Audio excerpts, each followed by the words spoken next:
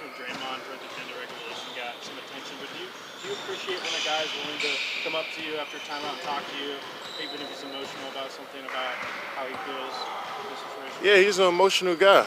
It wasn't an argument at all. It wasn't a disagreement, you know.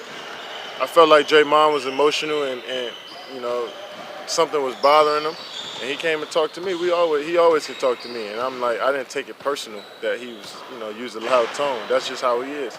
And but it wasn't a disagreement or it wasn't a fight. It was more so he was voicing on how he felt the game should have been going, and I agreed with him. And I had his back, and just told him to move on. Next play. But it's a long year, man. That stuff gonna happen. What was kind of the verdict on what would have been the proper play there? Just like you, Steph, pick it. Yeah, Steph should have set the screen on me, and we should have played. Got him, put some pressure on the rim maybe, and got two on the ball, and just kind of moved the defense a little bit. But that was on me. I felt like I had a matchup that I liked, and Steph should have I should let Steph set the screen for me and go from there. But yeah, it's like I said, it's a learning experience. We get better from it. We move on. No hard feelings. None of that stuff. We move on. Now, if you had a teammate like Draymond, and some guys, they may have a little issue, but they'll keep it inside, won't say anything.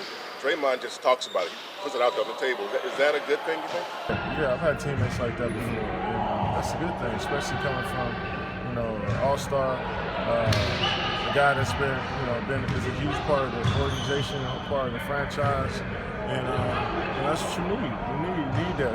You need someone to just be real and just let us know that, look, we're still getting better. We're not where we want to be. We made some mistakes. But at the same time, he's still encouraging, still positive, and still has his teammates back.